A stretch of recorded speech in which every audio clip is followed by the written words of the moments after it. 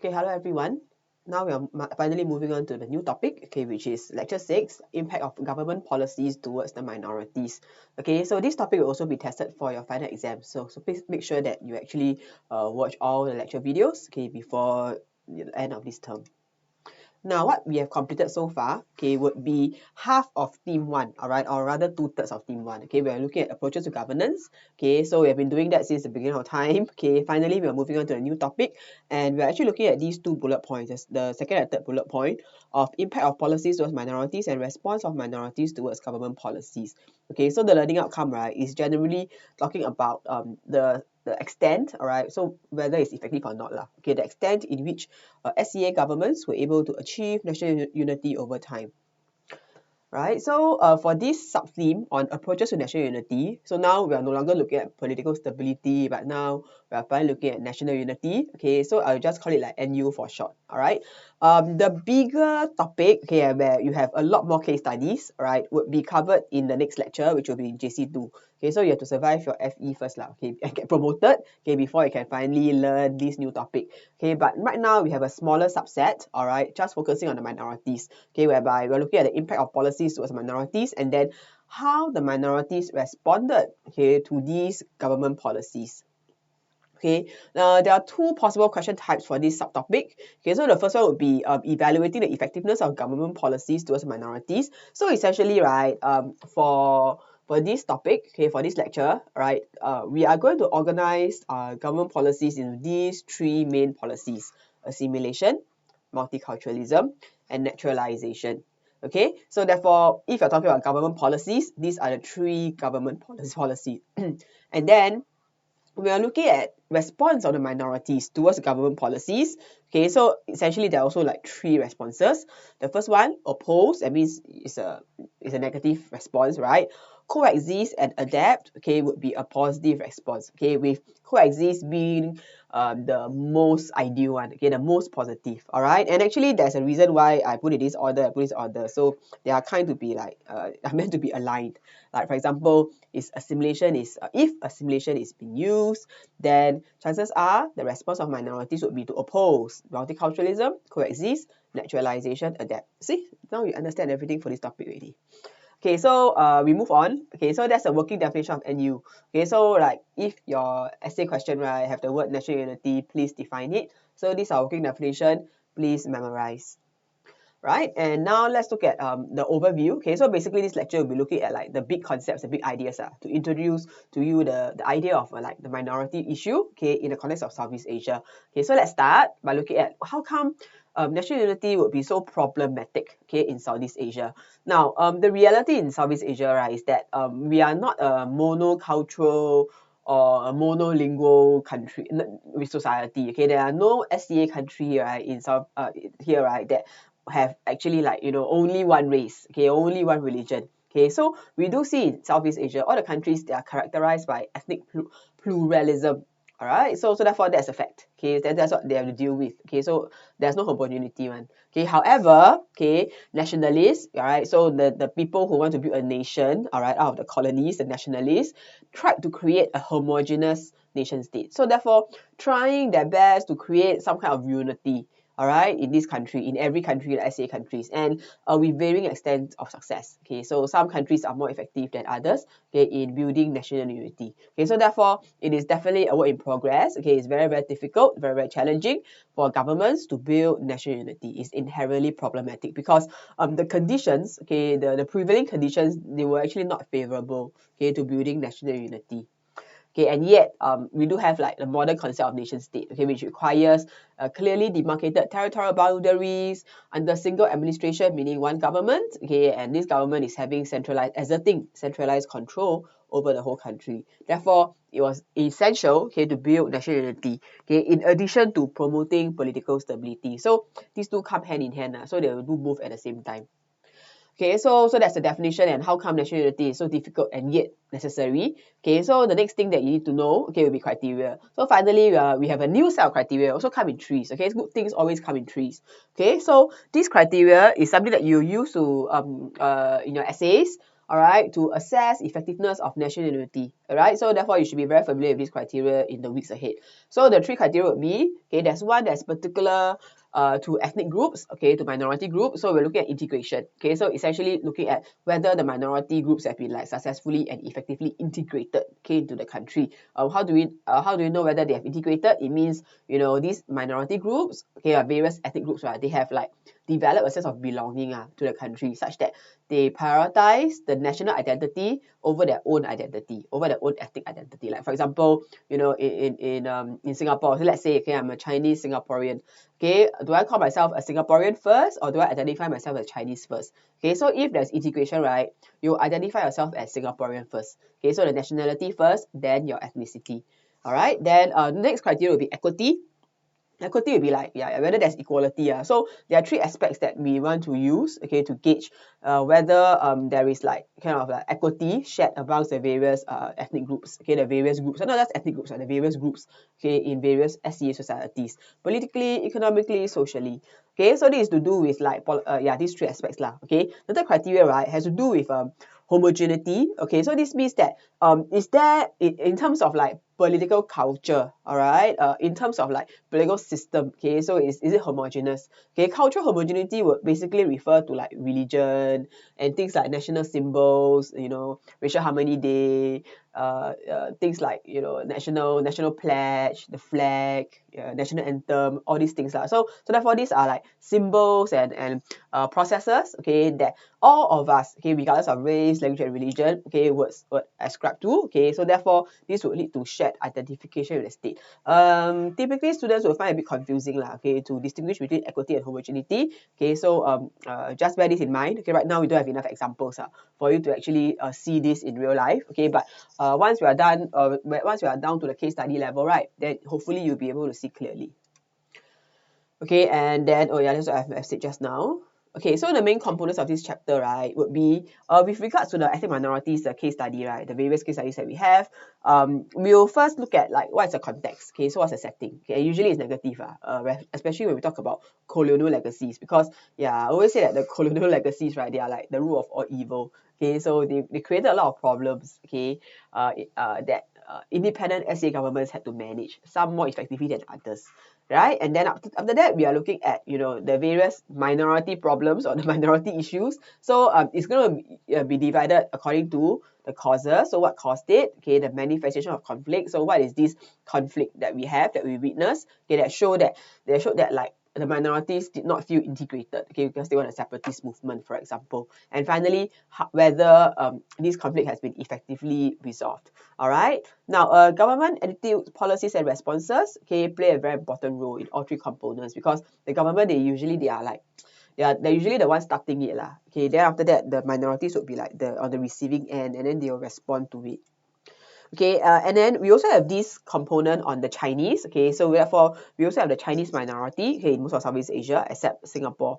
Okay, so therefore we're looking at the Chinese as a minority, right? We also want to see whether the Chinese have been effectively integrated, okay, into Southeast Asia.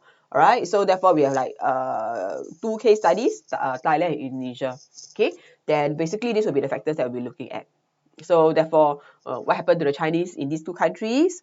Okay, and how did it lead to government attitudes and responses and policies towards them?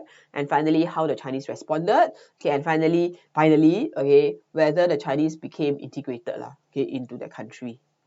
Now, let's finally start with this introduction. All right, so looking at, you know, ethnic problems and all that, yes, we actually do see minority problems, all right, inherent in every SEA country, simply because, okay, every country is multi-ethnic, okay, and then most of the SEA governments, right, they would be dominated by the majority group. Okay, so therefore, there's always some kind of like inequality, and as a result, there will always be like unhappiness. Okay, so therefore, the SEA governments, right, their priority, right, has always been to try and integrate them. Okay, so therefore they always come up with policies, right, to try and integrate them, the minorities, okay, to build national unity. Okay, so that is the end point. The end point is always the same. They must integrate the minorities. However, okay, the process would differ. Okay, the process would differ. Okay, so therefore the kind of processes that the governments in Southeast Asia use, right, can be roughly divided into these 3: developmentalist, multiculturalist, and naturalization. Okay, so developmentalist, right, is actually later on I'll explain a little bit more, okay, next lecture, okay, what developmentalism actually means lah. But the purpose, and outcome, right, of developmentalist approach, okay, would be to assimilate the minority groups, assimilate them. Okay, and then multiculturally, so multiculturally, we're looking at like, embracing and recognizing diversity, okay, in a multicultural society, so everyone's kind of like equal, right? And naturalization will refer to the Chinese. Okay, so basically this would be like the three approaches. So that's why it's like quite straightforward, because there's only three policies, right? So we are going to like evaluate the effectiveness, okay, of these three policies based on minority response towards these policies. Okay, however, do note that it is possible that a policy might work well in one country but not the other, under different conditions, in different time frame and stuff. Okay, next, why do ethnic conflicts occur? All right, now, yes, we do have minority issues, minority uprisings. Okay, so I kind of like parallel these, or actually it's the same lah, all right, as your centrifugal threats, okay, in the phase one, okay, the political stability theme, right? So therefore, this would be the centrifugal threats, okay, especially we're talking about minority uprisings. Okay, so yes, we do have like minority uprisings, and they do take place along religious and ethnic lines. So usually they are of the minority in terms of religion and in terms of ethnicity. However, okay, based on religion and ethnicity alone, right, these are usually not the sole, the only, or the most important trigger. Okay, so therefore, usually when there is minority uprising, is because of a different host of reasons. All right, various factors, and the fact that they are different, okay, in terms of religion and race, right, might not be the most important one, or even the trigger. Okay, instead, right, people usually use ethnicity and religion as a factor that justifies, all right, and then further intensify violence after conflict occurs. Okay, so therefore, when you're looking at, trying to place or trying to weigh the importance of the various factors, okay, that cause minority conflict, right, then you might want to place ethnicity and religion as one, as like a justifying factor. Okay, and actually when religion is brought into the fore, okay, it will actually problematize the conflict even further, okay, because it will be even more difficult to resolve it. All right, but the policies that actually led to the conflict in the first place, right, they might not be like based on religion or race, right? It might be like economic or like cultural. Not really cultural, like economic, or in terms of education, for example. Okay, so yeah, so that's why religion and culture, they are, it's not because, because you're like of a different ethnic group, right, then confirm you will have a, separatist movement, confirm you oppose the government. It's not a given. Okay, there must be like other reasons, okay, to like trigger them, okay, the minorities, and then make them rise up in rebellion. Okay, so what are the other reasons? So these are the various other reasons. So therefore, these usually are like the other more important reasons, or more relevant reasons, okay, to explain minority uprisings or minority opposition, okay, to central control. And then it's usually after these factors, right, and then the minorities are unhappy, they like oppose, right, then religion and ethnicity will come into play, okay, to further justify, to further explain how come there's this uprising. Okay, so therefore it's important to distinguish between the three levels of causes, right? So we have like the trigger, okay, we might have underlying factors, because if you look, right, there are like a lot of factors, okay, so they're all not equally important, right? So we have to like put them in some kind of hierarchy. Okay, so there must be a trigger, the catalyst, the underlying, and then we also have the facilitating factor. So we're looking at like the stakeholders, the parties involved. Okay, so therefore the stakeholders also play a role, okay, in escalating or de-escalating tensions. Right, so the main focus, or the main focus of this lecture notes, right, is divided into three main areas, three main themes. Okay, so the first thing that you need to know, right, is that there are different groups of ethnic minorities, okay, and then they present different obstacles to national unity. Next, right, based on these two different groups, then the government will actually develop different policies to try and integrate them. Okay, and then we would then look at, the response of the minorities, okay, to these policies. Okay, and then we have to evaluate the consequences of minority response. Okay, sound very long, right? But we will look through this. Okay, so let's look at the first area of focus. Now, whenever you see the word ethnic minorities, okay, the first thing you need to do is that you need to further divide them into two groups, two subgroups, indigenous and non-indigenous. Okay, why is that so? Because our arguments are going to be like that. All right, we have two policies focusing on the indigenous groups. All right, meaning either assimilationist or multiculturalism, okay, and then with regards to non-indigenous, so for specifically the Chinese, okay, we are looking at naturalization policies, right? So therefore, the different policies to different minority group lah. So that's why you must make a distinction between indigenous and non-indigenous. I hope you know what indigenous means, all right? Okay, so therefore, this will be the key questions that you want to ask yourself, right? The assumption is that, yeah, indigenous and non-indigenous minorities, right, have a different relationship, okay, with regards to the government, okay? Like, for example, okay, towards the indigenous group, okay, the government will usually use a framework of development, all right? So therefore, there might be this idea that towards indigenous minority groups, the government might feel that these would be they might feel that, you know, these minorities, they are perhaps enjoy a lower standard of living, okay, they might be culturally you know, inferior, okay, as compared to the dominant culture, all right, and therefore there is this need for the majority government, okay, to develop them. So it's something like service learning kind of thing, all right, and so you can already see how angry the minorities would be lah, okay, to be thinking that they are like what, charities kind of thing, right? So therefore you already see that there might be some problematic, okay, but not all governments adopt the framework of development. There are some more enlightened governments, okay, followed the approach of multiculturalism, meaning regardless of language, you know, language, race, religion, whether you are minority or majority, we are all equal. Okay, and we embrace all different, you know, ethnic groups and cultural groups, whatever. Okay, so that's multiculturalism, right? Now, on the other hand, okay, with regards to Chinese minorities, Singapore is not counted lah, because we're looking at minorities here. Okay, and in Singapore, the Chinese is not a minority. Okay, so because the Chinese minority, most nation states favor the policy of naturalization. So basically, naturalization, right, in a nutshell, is a very extreme form of assimilation, okay, whereby they expect the Chinese to discard almost every semblance of their own identity, all right, and then fully take on the identity of the majority group. Like, for example, if you go Thailand, you go Indonesia, maybe Thailand is more obvious. You go Thailand, especially in Bangkok, it's very hard for you to distinguish between this person, whether this person is an ethnic Chinese or not. Okay, because even an ethnic Chinese in Thailand, right, probably will have a Thai name, okay, speak like a normal Thai, and have gone to Thai schools, and probably will marry someone from someone from a majority group as well. So they cannot differentiate one. But if you talk to the person further, then you realize that, oh yeah, he or she is ethnic Chinese. They know certain Chinese dialect and stuff like that, right? So therefore, that is the expectation, okay, of how some countries, okay, treated the Chinese, okay, in the country, in the country. So we only have Indonesia and Thailand here, right? So that's naturalization, where the Chinese have to discard their own identity, okay, and take on the majority identity. Okay, the second area of focus is that government policies. So in order for the government to develop policies, right, they must have certain mindset and attitudes first. Okay, so you must first look at their mindset attitude. So how do they feel towards the minority group? Do they feel that, you know, that they are like objects of pity, all right? They feel this kind of superior attitude towards the minority, okay, or do they feel that everyone is equal? Or do they feel resentment? Okay, so therefore, how they feel would then influence how the kind of policies that they create law. Okay, and then therefore, as a result of their mindset attitudes, then they will take on certain policies and actions, right? So these will be the various many policies that's at their disposal, and then after that, we have to evaluate the effectiveness of these policies.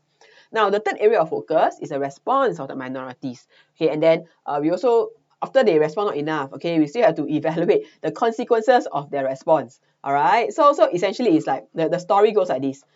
Okay, government introduce policy, then impact on minority, right? Then minority then respond, then government for counter response to the minority. Okay, so it's government, minority, government. So yeah, it's like it's a tango, a dance. Okay, so just go back and forth. All right, so now the ball is in the minorities court. Okay, so the minorities have certain options lah. So they either oppose. All right, so usually it is with reference to like developmentalist or assimilationist policies, because very angry, right? Treated as second-class citizens, all right? Treated as inferior, okay? That needs to be developed kind of thing, like objects of pity like that. Okay, so obviously very angry, oppose or demand. Okay, the second option, all right, primarily for like multicultural societies, so the minorities would choose to coexist. Okay, so where they live in harmony. And this coexistence, right, have no impact on their own identity. So they do not have to like discard their own identity. Okay, so they still can celebrate their own, ethnicity, their own religion kind of thing.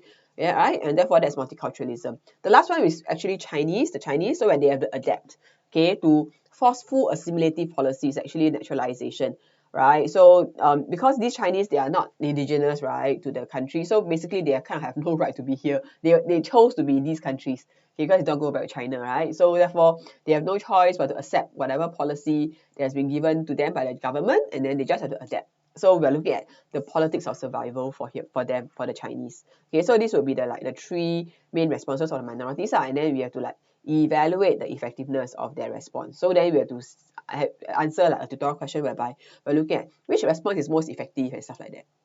Okay, so now I'm done with this lecture. In the next lecture, I will continue with the rest of this introduction.